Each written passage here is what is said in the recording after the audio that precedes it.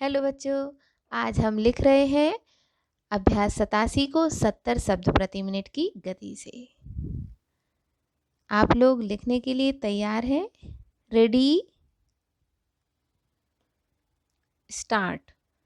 राष्ट्रभाषा हिंदी का स्वरूप वही होगा जिसमें समस्त भारतवर्ष के निवासी सुगमता से अपने विचारों को व्यक्त कर सकेंगे।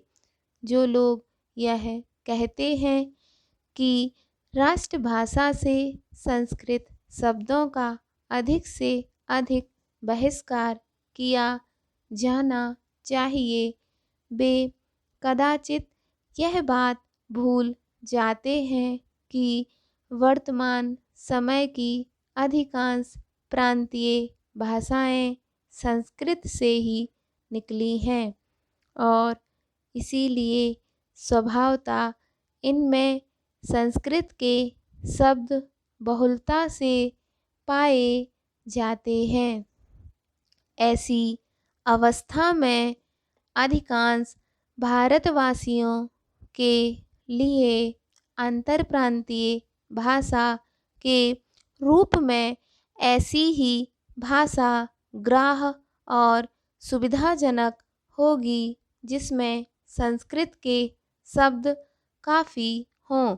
हमें दुख के साथ कहना पड़ता है कि जो लोग बनावटी हिंदुस्तानी भाषा का निर्माण करना चाहते हैं और इस बात पर जोर देते हैं कि उनमें बोलचाल के सरल शब्दों का ही प्रयोग हो, वे सांप्रदायिकता के आधार पर राष्ट्रभाषा की समस्या हल करना चाहते हैं। जैसे राजनीतिक क्षेत्र में अल्पसंख्यकों को पीछे ढकेल कर केवल मुस्लिम लीग को महत्व दिया गया है और उसके साथ समझौता करने का प्रयत्न किया जाता है। इसी तरह भाषा के क्षेत्र में केवल उर्दू वालों के साथ समझौता करने की आवश्यकता समझी जाती है।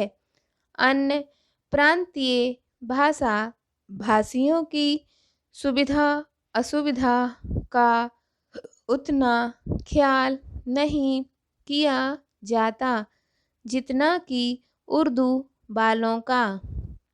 मुसलमान कैसी राष्ट्रभाषा स्वीकार कर सकेंगे, इसी पर हिंदुस्तान के सब हिमायती अपना ध्यान केंद्रित करते हैं।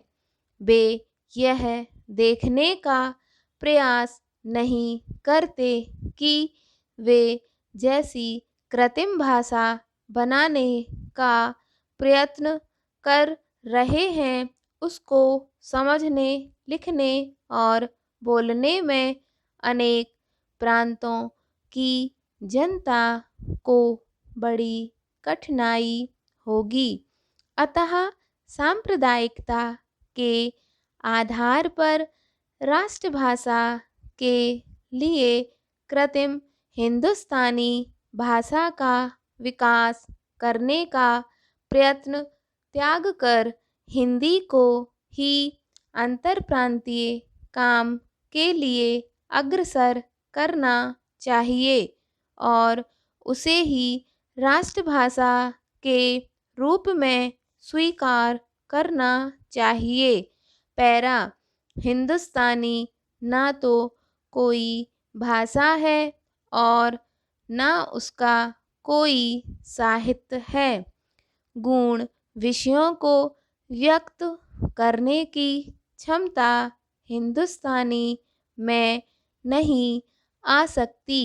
विज्ञान, अर्थशास्त्र तथा राजनीतिक आदि विषय पर जो ग्रंथ लिखे जाएंगे उसमें संस्कृत शब्दों का ही आश्रय लेना पड़ेगा।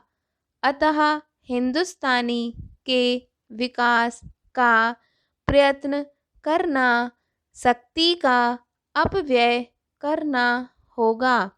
उससे राष्ट्रभाषा की समस्या कभी हल नहीं होगी।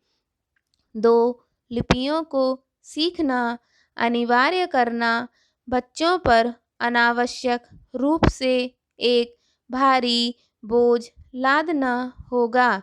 इससे बच्चों की शक्ति और समय का क्षय होगा। किसी एक अल्पसंख्यक संप्रदाय के तुष्टीकरण के लिए उसकी अवैज्ञानिक लिपि को लेकर देश भर के लोगों पर लादना कभी उचित नहीं कहा जा सकता।